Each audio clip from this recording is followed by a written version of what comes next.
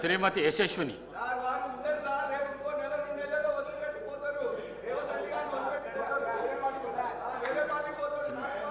ధన్యవాదాలు అధ్యక్ష.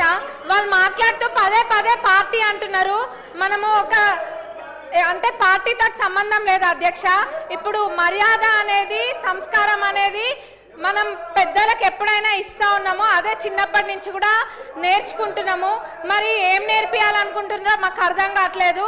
అంటే పార్టీతో సంబంధం లేదు. ఇప్పుడు ఒక తండ్రి లాంటి వాళ్ళు కడియం శ్రీహరి గారు మా అందరికీ కూడా ఒక తండ్రి లాంటి వాళ్ళు, వయసులో పెద్దవాళ్ళు, ఎప్పటి నుంచో కూడా శాసనసభ్యులుగా ఉన్నారు. అట్లాంటి వారికి మర్యాద ఇవ్వకుండా ఎట్లా పడితే అట్లా మాట్లాడి నిన్నటి నుంచి చూస్తున్నాము. అది డిమాండ్ల మీద మాట్లాడుతుంటే, చర్చ జరుగుతుంటే, కొత్తగా సబ్జెక్ట్ ఏమైనా నేర్చుకుందామని ఇంట్రెస్టింగ్గా విందాం అనుకుంటే నూతన సభ్యులం ఎంతో మంది ఉన్నాం. సభా సమయాన్ని కూడా వృధా చేస్తున్నారు. ఎంక్వైరీ అన్నారు, పర్సనల్గా టార్గెట్ చేసి మంత్రి గారిని మాట్లాడుతున్నారు. వాళ్ళకి ఏదైనా వేరే అజెండా ఉంటే బయట చూసుకోవాలి. మరి ఇప్పుడు సభలో మేము నేర్చుకోవాల్సింది రాజకీయ పార్టీల గురించి చేయాలా, లేకపోతే ప్రజలకు కావాల్సిన సమస్యల గురించి మాట్లాడాలా? మరి ఇప్పుడు నూతన సభ్యులకి వీళ్ళు నేర్పించే సాంప్రదాయం ఇదేనా? దీన్నే క్యారీ ఫార్వర్డ్ చేయాలా? ఎంక్వైరీ చేస్తానని మా ముఖ్యమంత్రి గారు నిన్ననే చెప్పిండ్రు. అంటే వాళ్ళ ఉద్దేశం ఏంది? ఎంక్వైరీ చెయ్యాలనా చెయ్యొద్దనా? అంటే మేము చెయ్యరేమో అని అనుకొని అంటే వీళ్ళు చేస్తుండని కడుపు మంటనా? వాళ్ళకి ఏం అర్థం కావట్లేదు అధ్యక్ష. మరి వాళ్ళకి ఉద్దేశం ఏందన్నది అందరికి ప్రజలందరూ చూస్తుండ్రు, అందరికి కూడా అర్థమవుతుంది. గత 10 సంవత్సరాలలో ఏమేమైతే జరిగినాయో వాటిపైన కూడా ఎంక్వైరీ చేయాలి.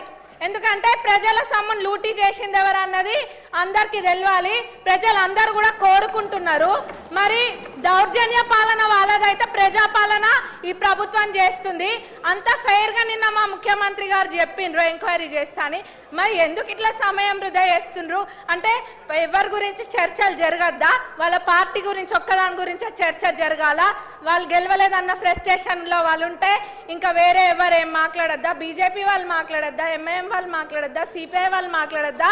మేము అసలు విని ఏమైనా మాట్లాడదాం అనుకుంటే కొద్ది గొప్ప ఇంత కొంత నేర్చుకుంటే ఆ ఉన్నదంతా కూడా ఎగరగొట్టేటట్టున్నారు వాళ్ళు. నూతన సభ్యులకైతే మొత్తం ఇది ఉంది. మరి వీళ్ళు ఇట్లా సభా సమయాన్ని వృధా చేయడం అస్సలు బాలేదు అధ్యక్ష. మరి ఎంక్వైరీ చేస్తాక ఇది చేయడము చిన్నపిల్లల ఆట లెక్క ఉంది. ఇదంతా కూడా ప్రజలు గమనిస్తున్నారు. ధన్యవాదాలు అధ్యక్ష. మీరు సభను ఆర్డర్లో పెట్టండి. డాక్టర్ రాఘమయ్య. ధన్యవాదాలు అధ్యక్ష. ఈరోజు ఈ సభను చూస్తే ఎంత ఆవేదనతో, ఎంత భారమైన హృదయంతో ఈరోజు నేను చెప్తున్నా అధ్యక్ష. ఒక ఎస్సీ ఎస్టీ ఈ స్టేజ్కి రావాలి, ఒక శాసనసభ్యులు అవ్వాలన్నా, ఒక చదువుకోవాలన్నా ఎన్నో సవాళ్ళు, ఎన్నో సమస్యలు అధిగమించి ఈ స్టేజ్కి రావడం జరిగింది. మేమందరం కూడా ఎన్నో సంవత్సరాలు ఒక తపస్సులా చేసి ప్రజలకి సేవ చేసుకుంటూ ఒక ఎమ్మెల్యే అవ్వాలన్న కృతనిశ్చయంతో ఈరోజు మేము ఎమ్మెల్యే అయ్యాం అధ్యక్ష.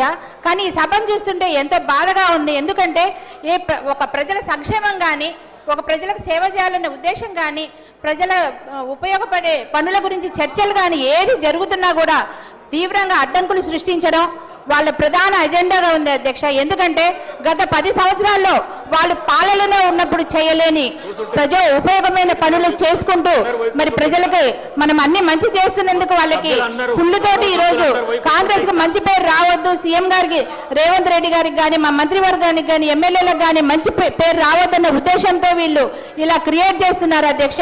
ఈ రోజు చూస్తే మరి కడియం శ్రీహరి గారు వయసు రీతే కానీ, అనుభవం రీతే కానీ ఎంతో సీనియర్ నాయకులు, అందరికీ ఆదర్శనీయము. అట్లాంటి ఆయనని ఈరోజు మొట్టమొదటిగా ఎన్నికైన శాసనసభ్యుడు అంత తీవ్రమైన పదజాలంతో దుర్భాషలాడుతూ ఆ హ్యాండ్ గెస్చర్స్ కానీ, ఆయన పోజ్ కానీ చూస్తే చాలా విచారకరంగా ఉంది. అయినా కూడా ఇంతమంది చెప్తున్నా కూడా ఆయనకి ఒక పశ్చాత్తాపం అనేది కనిపించట్లేదు. వెటకారంగా ఉన్నారు అధ్యక్ష వాళ్ళు. కనుక మీరు వీళ్ళ మీద తీవ్రమైన చర్యలు తీసుకోవాలి. గతంలో కూడా మరి మీ మీద కూడా వాళ్ళు పేపర్లు చించి విసిరేశారు అధ్యక్ష. అంటే దళితులు అంటే వాళ్ళకి అంత చిన్న చూపు ఉంది. ఇప్పుడు ఒక దళిత ఎమ్మెల్యేని మాట్లాడుతుంటే కూడా వాళ్ళు అట్లా అరుస్తూ డిస్టర్బ్ చేస్తున్నారు అంటే వాళ్ళ ఉద్దేశం ఏంటో అర్థమవుతుంది అధ్యక్ష. వాళ్ళకు ఒక మహిళలన్నా గౌరవం లేదు, దళితులన్నా గౌరవం లేదు, గిరిజనులన్నా గౌరవం లేదు. ముఖ్యంగా ప్రజల సంక్షేమం వాళ్ళకు పట్టదు. వాళ్ళు దోపిడీ చేసుకున్నారు 10 సంవత్సరాలు. ఈ రోజు వాళ్ళది బయటపడుతుంది అన్నట్టు, గురవింద గింజ తన నలుపు ఎరగదన్నట్టు ఈ రోజు వాళ్ళ ప్రవర్తనను వాళ్ళు మార్చుకోవాలి.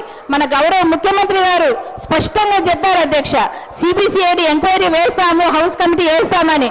అయినా సరే వాళ్ళు అది ఏమాత్రం లెక్క చేయకుండా సభను జరగనీయకూడదనే ఉద్దేశంతో ఈరోజు ఇంత ఆగమాగం చేసుకుంటూ మరి ఈ సభను చికాకు చేస్తున్నారు అధ్యక్ష. కనుక మిగతా సభ్యులందరికీ కూడా వాళ్ళు డిస్టర్బ్ చేస్తున్నారు. మాకు కూడా మైక్ అవకాశం రాకుండా ప్రతిరోజు కూడా వాళ్ళు సభా సమయాన్ని దుర్వినియోగం చేస్తున్నారు.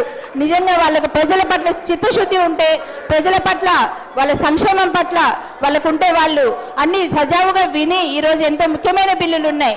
పేరెంట్స్ కేర్ గురించి ముఖ్యమైన బిల్లు ఉంది, స్కూల్ ఎడ్యుకేషన్ గురించి ఉంది. ఇట్లాంటి బిల్లులన్నీ కూడా వాళ్ళు విని ఏదైనా నిజమైన వాళ్ళకి వాల్యుబుల్ సూచనలు సలహాలు అందిస్తే గవర్నమెంట్ కానీ మన ముఖ్యమంత్రి గారు కానీ తప్పకుండా స్వీకరిస్తామని పదే పదే చెప్తున్నా కూడా వాళ్ళు అలాంటివి చేయకుండా ఈరోజు సభను అడ్డుకోవడము, సభను ముందుకు సాగనీయకుండా చేయడము, కాంగ్రెస్కి వచ్చే మంచి పేరుని వాళ్ళని అడ్డుకోవడమే వాళ్ళ ప్రధాన ఎజెండా. కనుక వారిని తక్షణమే శాసనసభ్యుడిని మరి సస్పెండ్ చేయాలని మేము విజ్ఞప్తి చేస్తున్నాం అధ్యక్ష.